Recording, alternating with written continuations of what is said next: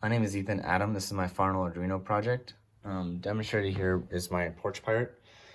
So all the materials I used was a silly string canister, servo motor, the breadboard with all the wires and resistors and everything connected to the Arduino Uno pins. Here's the ultrasonic sensor I have that senses if the box is open or closed. I have the buzzer. I have 4 AA batteries in the case for the 6.8 volt powered servo motor. On the side here is the IR receiver that connects outside to the RGB right here. And then I have blue and red LEDs that flash, almost looking like police lights. Next is the flowchart. It starts off configuring the pins from the Arduino. It then looks at the disarm state, which is green. Everything else is off. That means that the arm state is 0, trig state is 0. And then checks if the remote rewind button is pushed. That then turns on the system, which makes it red. That means that the arm system is 1, and then it can test the ultrasonic sensor if it is sensing a distance greater than 30 centimeters. If it doesn't, it can check through the system if the power button is pushed. That means that the RGB goes green. That then goes through the system to check if it's armed again, which I will do.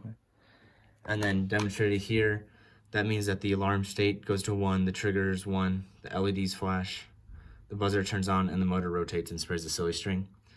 While that's happening, if the box closes, everything turns off and it goes back to the package open state. And while that is running as well, it can check the IR receiver if the disarm button is pushed, which then goes back to the disarm state where the RGB light is green. Demonstrating the flow chart. Here we have the box not powered. It is powered by the battery case being turned on.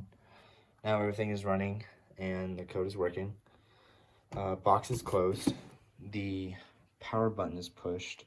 Turn the system on, meaning everything is on. When it is turned red, which I will not push because it will go off, the ultrasonic sensor right here senses the top of the box.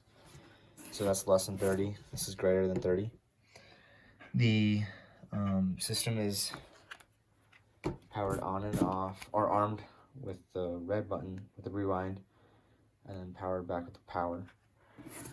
It is then turned on by the IR receiver reading that this is greater than, the ultrasonic reading that is greater than 30. And then that turns the motor to spray the silly string. These red and blue lights will flash, and the buzzer will also go on. In addition, these handmade wedges were made with cardboard and duct tape. That way the silly string canister stays connected to the walls and doesn't move. Also, zip ties were made, and this wedge was made inside the zip tie just so the canister doesn't turn while the motor is pushed. Also, this cardboard was handmade against the wall so the servo motor wouldn't move. Zip ties were added to the breadboard so it stays together, and then I have Velcro attached to the bottom of the battery case and the Arduino Uno so they stay on, and then duct tape was added to the wires around the prototype just so it stays around and flashes lights around the box. Now here I've drawn the circuit diagram for my project. Here's the ultrasonic sensor. I have all the pins written down here as the positive side, the 12 and 11, and then this one goes to the negative side. Here's my blue LEDs, red LEDs, and then the pin numbers connected with the 220 ohm resistors. Those all connect to the negative side as well. Here's the RGB light that connects with the IR receiver. Here's the pin numbers, there's the IR receiver, and then the pin numbers as well. Here's the battery case. I have that going in right here, and then that goes to the VN to power the whole thing together. The buzzer is the negative side, and then the 8-pin, servo motor 9-pin negative side. And then overall I have the just all the pins connected together. Moving forward, here's all the defined pins in my code, like in the circuit diagram.